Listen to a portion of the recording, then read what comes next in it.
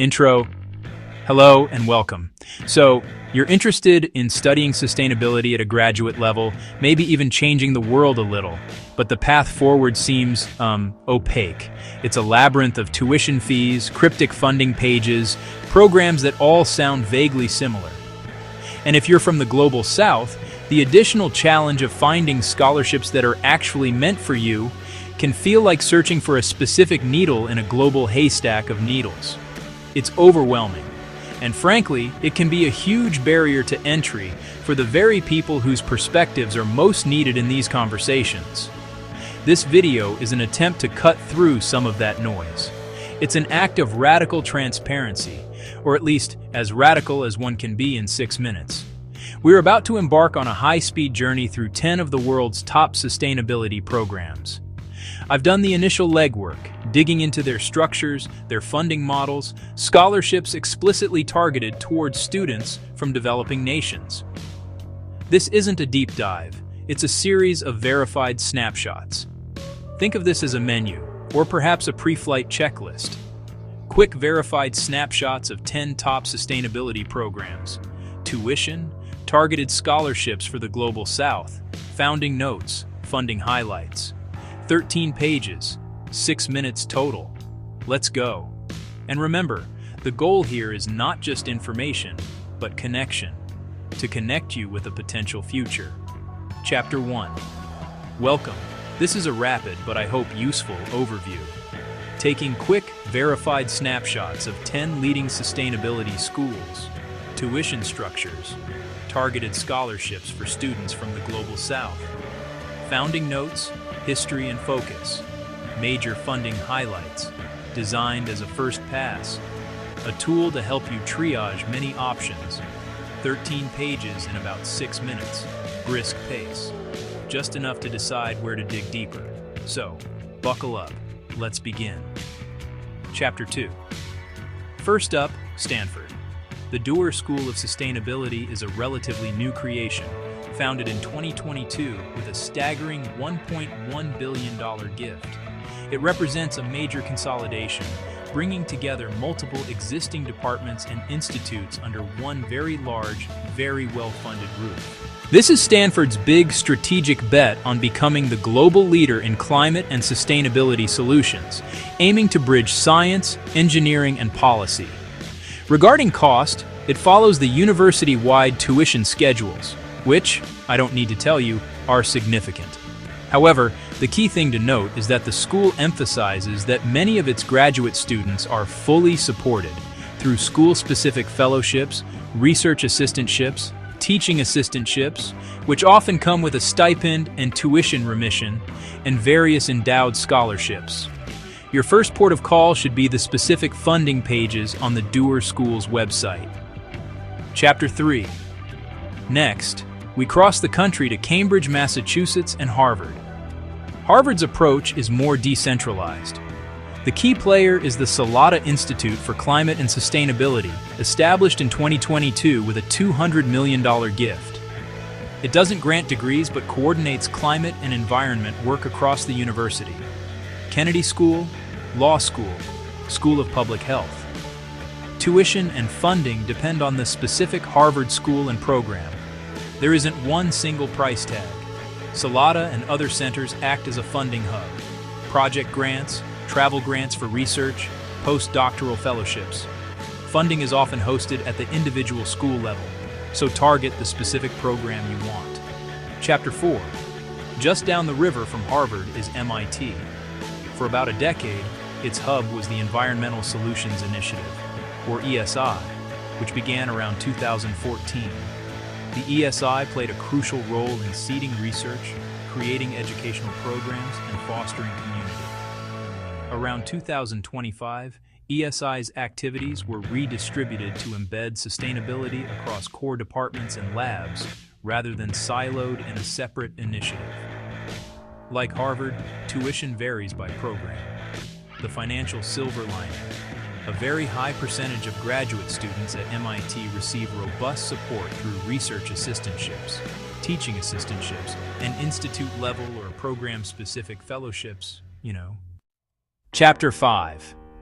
Heading back to the West Coast, we find UC Berkeley's Energy and Resources Group, or ERG, a true pioneer founded way back in 1973. A long-standing and deeply respected interdisciplinary graduate group whose identity bridges science, technology, policy, and social justice to tackle complex energy and resource problems.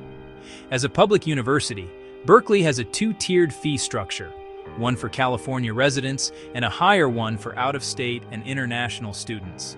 This is a crucial distinction to be aware of.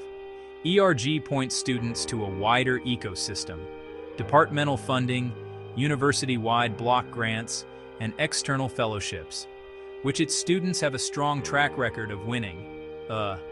Chapter 6. Yale University offers a very clear home, the Yale School of the Environment, or YSE.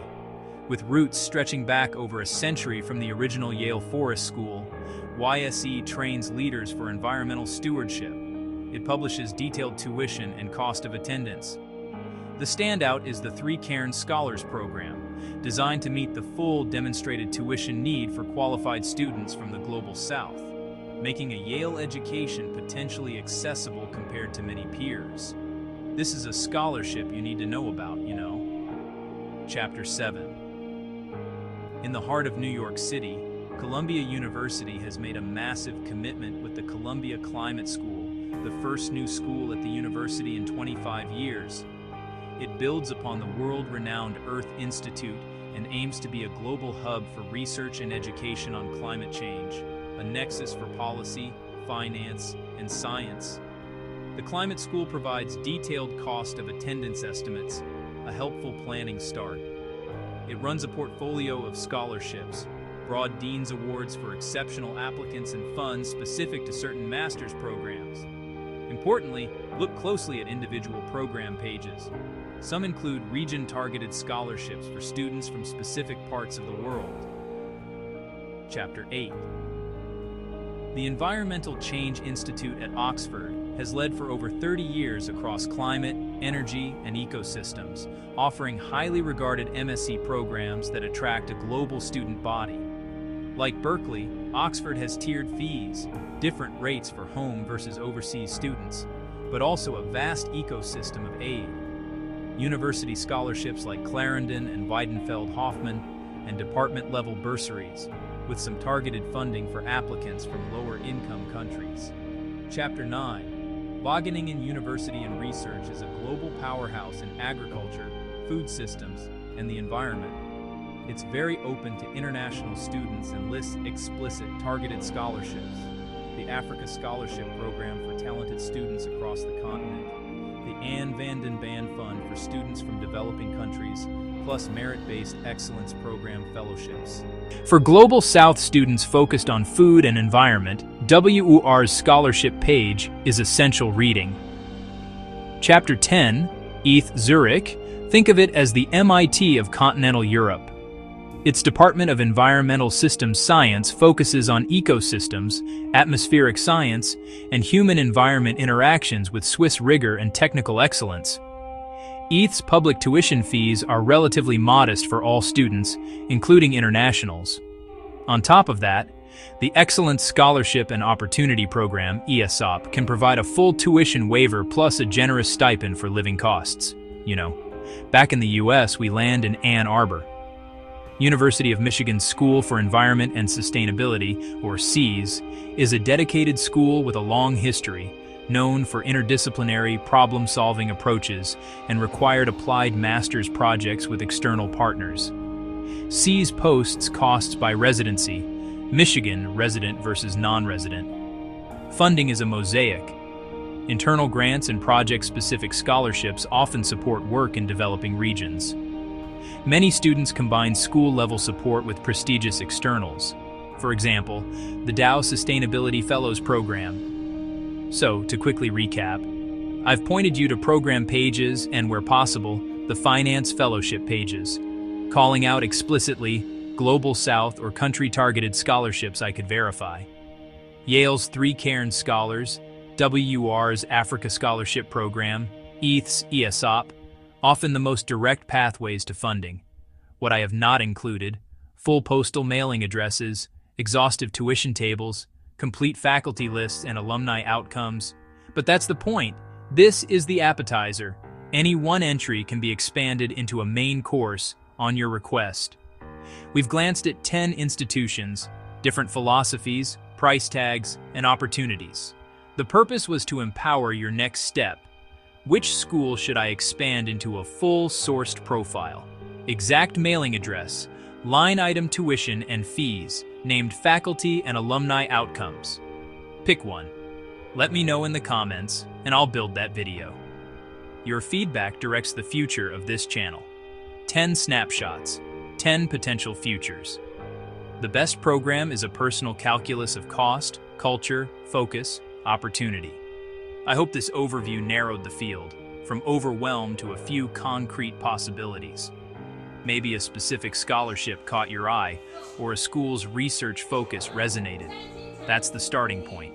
This video is the beginning of a conversation. I've laid out the menu. Now I need you to order. Tell me which school to expand. Your comments will determine which door we open next. This work is meaningful to me because I believe that talent is universal, opportunity is not. Leveling the playing field by making information accessible is worthwhile. If you agree and want to see the deep dive you choose, please subscribe for updates. Thank you as always for watching.